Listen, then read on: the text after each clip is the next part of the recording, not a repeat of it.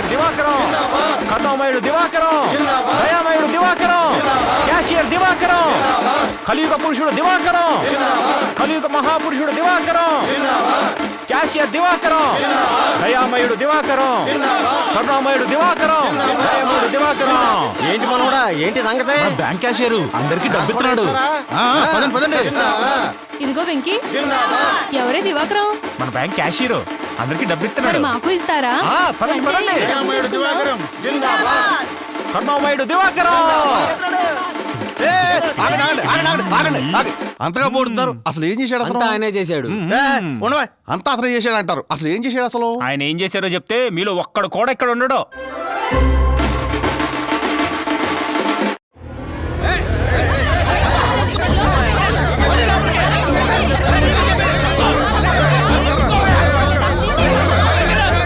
ఆగండి, ఎందుకు అలా చొచ్చుకొని వస్తున్నారు? ఈ రోజు బ్యాంకులో రుణమాఫీలు ఏం లేవే. రుణమాఫీ కాదండి, ఫ్రీగా డబ్బులు ఇస్తారనే వచ్చాం. ఎరా డబ్బులు ఫ్రీగా ఇవ్వడం ఏంటి? ఎవరిచ్చారు? అదేనండి మీ క్యాషియర్ దివాకరం. ఏయ్, నువ్వు వెళ్ళి దివాకరాన్ని పిలు. Okay sir. దివాకరం గారు, మేనేజర్ గారు పిలుస్తున్నారు మిమ్మల్ని. సార్, ఏంటా దివాకరం, మన బ్యాంకు డబ్బులు ఫ్రీగా పంచుతానన్నావా? నేనెందుకు పంచుతాను సార్? నాకేం అవసరం?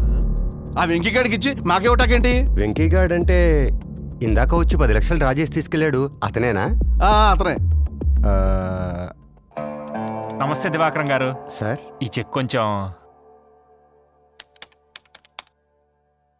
మీ ఫోటో ఒకటి తీసుకొచ్చా సార్. నా ఫోటో ఎందుకు? మీలాంటి వాళ్ళ ఫోటో గుళ్ళో ఎలాగూ పెట్టలేను కదా సార్, కనీసం ఫోన్లో అయినా పెట్టుకుందామని సార్. కొంచెం బ్యాక్ సార్. అది అతని డబ్బు, అతను తీసుకెళ్ళాడు. నేనివ్వడం ఏమిటి? మాట మార్చుకో. ఒకడికి ఇచ్చి మిగతా మీరు నొక్కేద్దాం అనుకుంటున్నారా? అబ్బా, వాడెవడో మిమ్మల్ని పిచ్చోళ్ళని చేసి ఇక్కడికి పంపాడు. వెళ్ళి వాడిని అడగండి. పదండి, వాడి సంగతి చూద్దాం. పదండి పదండి.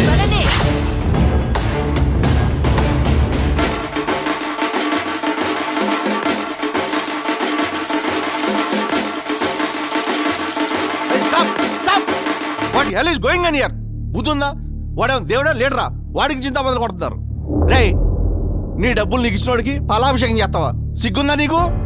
ఒరే, మరి ఇదే పని నువ్వు చేసినప్పుడు? నా డబ్బులు నాకు ఇచ్చినోడికి నేను ఎప్పుడు పాలాభిషేకం చేశానా? గుర్తు తెచ్చుకో.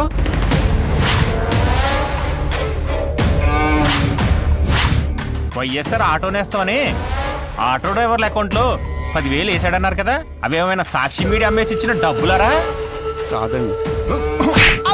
మరి పాలాభిషేకం చేసావు ఆ అమ్మ ఒడని అమ్మ లెక్కల అకౌంట్లో 13,000 వేసాడన్నారు కదా, అవేమైనా భారతీయ సిమెంట్ అమ్మేసి ఇచ్చిన డబ్బులారా? అసలు కాదండి.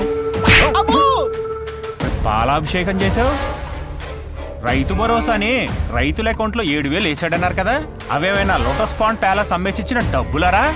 పాలాభిషేకం చేశానా? సార్, ఒరే, భారతీయ సిమెంట్ బస్తా ధర ఎంతరా? 400 అండి. అది ఎవరికైనా ఫ్రీగా ఇచ్చాడా? ఇవ్వలేదండి. మరి సాక్షి పేపర్ రేట్ ఎంతరా? 6 రూపాయలండి. అది ఎవరికైనా ఫ్రీగా ఇచ్చాడా? ఇవ్వలేదండి. 6 రూపాయల పేపరే ఫ్రీగా ఇవ్వనోడు, సొంత చెల్లిని తల్లినే బయటికి తరిమేసినోడు, సొంత బాబాయినే గొడ్డలతో వేసేసినోడు ఫ్రీగా డబ్బులు ఇచ్చాడని పాలాభిషేకాలు చేస్తారా? నందమూరి కుటుంబం చనిపోయిన బసవతారకమ్మ పేరు మీద క్యాన్సర్ హాస్పిటల్ కట్టించారు. ఎందుకు? పేదలకు వైద్యం అందించడానికి. నారా భువనేశ్వరి చనిపోయిన తన తండ్రి పేరుతో ఎన్టీఆర్ ట్రస్ట్ పెట్టింది. ఎందుకు? ప్రజలకు సేవ చేయటం కోసం. మరి వైఎస్ జగన్మోహన్ రెడ్డి చనిపోయిన తండ్రి పేరుతో ఏం పెట్టాడు? పార్టీ పెట్టాడు. ఎందుకు? జనాల్ని దోచుకోవడానికి. అభివృద్ధి చేయటం రాదు, రాజధాని కట్టలేడు, పోలవరం పూర్తి చేయలేడు, ప్రత్యేక హోదా తీసుకురాలేడు, కనీసం చూసి చదవటం కూడా చేత కాదు. అలాంటి వాడికి ఓటెలా వేస్తారా? ఫ్రీగా డబ్బులు ఇస్తా ఉన్నారని. రే సీను, నువ్వు రోజు మందు అవుతావే, ఆ మందు క్వార్టర్ రేటు గతంలో ఎంత ఉండేదిరా? 80 రూపాయలండి. మరి అదే మందు ఇప్పుడు ఎంతరా? 200 అండి. ఎంత పెరిగింది? 120 రూపాయలండి. అంటే నెలకి ఎంత పెరిగినట్టు? 3,600 అండి. మరి ఏడాదికి ఎంత పెరిగినట్టు? 43,200 అండి. మరి 5 ఏళ్లలో ఎంత పెరిగినట్టు? 2,16,000 అండి. అయ్య బాబోయ్. చూసారా? ఈ విధంగా పెట్రోల్, డీజిల్, ఇసుక ధరలు, బస్ ఛార్జీలు, ఇంటి పన్ను, ఆస్తి పన్ను, చెత్త పన్ను, రోడ్ ట్యాక్స్, ఫైబర్ నెట్ ఛార్జీలు, ఆ ఛార్జీలు, ఈ ఛార్జీలు అని ఇలా పెంచినవన్నీ లెక్కేసుకుంటే ఈ 5 ఏళ్లలో ఒక్కో కుటుంబం నుంచి దోచుకున్నది అక్షరాల 10 లక్షల రూపాయలు. కానీ కుటుంబానికి నవరంధ్రాలు అనే పేరుతో ఈ 5 ఏళ్లలో మనకిచ్చింది 1,00,000 రూపాయలు. అంటే 10 లక్షల రూపాయలు మన దగ్గరే మింగి 1,00,000 రూపాయల ముష్టి మనకిచ్చి నేనే దేవుణ్ణి అంటున్నాడు. అలాంటి వాడికి మీరు పాలాభిషేకాలు చేస్తున్నారు.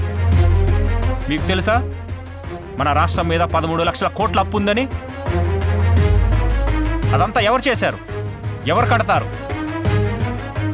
మన రాష్ట్రం మీద ఉన్న అప్పుల భారం మనదే, మనమే తీర్చాలి. రామన్న, నీ సంపాదన ఎంత? 20,000 రూపాయలు బాబు. నీ కొడుకు సంపాదన? 50,000. నీ కూతురు సంపాదన? 30,000. మొత్తం 1,00,000. అవును. నువ్వెప్పుడైనా అప్పు చేసావా? అప్పు చేయాల్సినంత అవసరమేమీ రాలేదు బాబు మాకు. ఎందుకు రాలేదు? సంపాదన సరిపోతుందిగా, అప్పు చేయాల్సిన అవసరమేముంది? చూసారా? సంపాదన సరిపడా ఉంటే అప్పుతో అవసరమే లేదు. మరి మన రాష్ట్రానికి ఎందుకింత అప్పయింది? అయిందంతా సంపాదన లేదు కాబట్టి. సంపద సృష్టించలేని వాడు రాష్ట్రానికి అవసరం లేదు. అప్పులు చేసేవాడు అసలే వద్దు. సంపద సృష్టించి సంక్షేమ పథకాలు ఇవ్వగలిగిన వాడే అసలైన నాయకుడు. అలాంటి వాడే మనకు సీఎంగా కావాలి. దేశ విదేశాలు తిరిగి ఇండస్ట్రీస్, ఇన్వెస్ట్మెంట్స్ తీసుకురావాలి. అంతేగాని ప్యాలెస్ దాటి బయటికి రాని పిరికోడికి ఈ రాష్ట్రాన్ని అప్పచెప్పకూడదు. వీడికి కియాలో ఉద్యోగం, సంవత్సరానికి 10 లక్షల జీతం. వీడిది సాఫ్ట్వేర్ ఉద్యోగం, సంవత్సరానికి 12 లక్షల జీతం. వీడిది హీరో మోటార్స్లో ఉద్యోగం, నెలకి 85,000 జీతం. వీళ్ళలో ఎవరూ కూడా ప్రభుత్వం బటన్ నొక్కిచ్చే పథకాల మీద ఆధారపడి బతకట్లేదు. రివర్స్లో వీళ్ళ జీతాల నుంచి ట్యాక్స్ కట్టి ప్రభుత్వాన్ని బతికిస్తున్నారు. నిజానికి ప్రభుత్వం చేయాల్సిన పనిది. పరిశ్రమలు తీసుకొచ్చి ఉద్యోగాలు కల్పిస్తే ప్రజలే ప్రభుత్వాన్ని పోషిస్తారు. అప్పుడు ప్రభుత్వం ఇచ్చే పథకాల మీద ఆధారపడాల్సిన అవసరం ఉండదు. బటన్ నొక్కడమే పరిపాలన అనుకుంటే అవ్వా ఇలారా. ఏంటి బాబు? నీకు బటన్ నొక్కడం వచ్చా? బాగా నొక్కుతా బాబు. విన్నారుగా, ఈ మాత్రం బటన్ నొక్కడానికి ఈ బామ్మ చాలదా? దీనికి ముఖ్యమంత్రి అనేవాడు ఒకడు కావాలా? ఆలోచించుకోండి. గోడలకు రంగులు వేసేవాడు కావాలో, మన జీవితాల్ని రంగులమయం చేసేవాడు కావాలో మీరే నిర్ణయించుకోండి. బాబు రావాలి, మన బ్రతుకులు మారాలి. బాబు రావాలి, మన బ్రతుకులు మారాలి.